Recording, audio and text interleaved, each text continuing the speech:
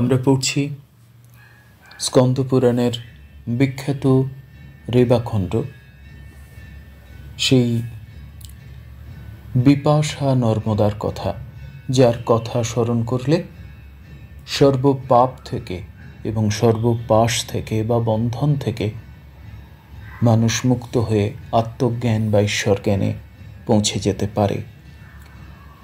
তাই নর্মদাকে বিপাশা নামেও ডাকা হয়। আমরা পড়ছি সেই সিদ্ধিদাত্রী দেবী নর্মদা বা বিপাশার কথা। এর আগের 70 অংশে আমরা পেয়েছি, 70 অধ্যায়ে আমরা পেয়েছি রেবা নদীর তীরে সূর্য দেবের তপস্থলী বা রবি তীর্থের কথা। আজকে আমরা পড়ব আরেকটি তীর্থের কথা, যে তীর্থের নাম কামেশ্বর তীর্থ।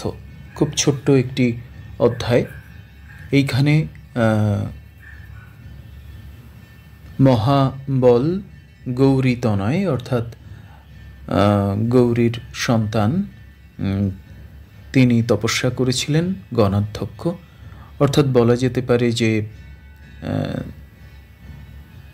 গণেশ এখানে তপস্যা করেছিলেন, করে সিদ্ধিপ্রাপ্ত হয়েছেন, তাই এই জায়গার নাম হয়েছে কামেশ্বর তীর্থ। আমরা পড়ে নিই সেই পুণ্যতীর্থের কথা। রেবাখণ্ড 71 অধ্যায়। মার্কণ্ডেয় কহিলেন, হে পাণ্ডব প্রবর, এই স্থানে অন্য আর এক তীর্থ আছে, তার নাম কামেশ্বর। এক্ষণে এই কামেশ্বর তীর্থের কথা শ্রবণ করো। মহাবল গৌরী তনয় গণাধ্যক্ষ এই তীর্থে সিদ্ধি লাভ করিয়াছিলেন।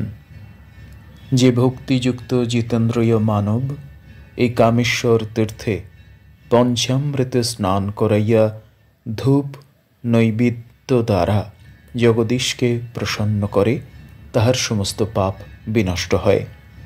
হে যুধিষ্ঠির, মানব মার্গশীর্ষের অষ্টমী তিথিতে কামেশ্বর তীর্থে স্নান করিয়া যেরূপ কামনা করিয়াই পূজা করে, তাহার সেই কামনাই পূর্ণ হয়। 71 অধ্যায় সমাপ্ত। এখানে আমরা দেখতে পাচ্ছি মার্কণ্ডেয় ঋষি যুধিষ্ঠিরকে তীর্থ মাহাত্ম্য কথা বলছেন, এবং এই কামেশ্বর তীর্থে দেবী পার্বতীর যে পুত্র অর্থাৎ গণেশ, তিনি যেহেতু গণাধ্যক্ষ, এই জন্যে গণেশের নামই মনে হচ্ছে, তো সেই গণেশ এখানে তপস্যা করেন এবং সিদ্ধি প্রাপ্ত হন। জগদীশ মানে হচ্ছেন শিবকে তপস্যা করেন, এবং এই তীর্থের নাম কামেশ্বর। এখানে বলা হচ্ছে যে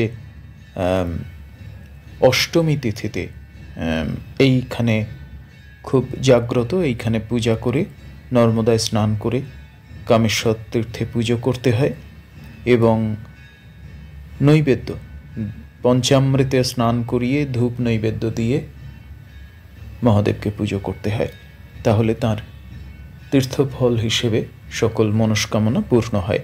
এই হচ্ছে কামেশ্বর তীর্থের কথা।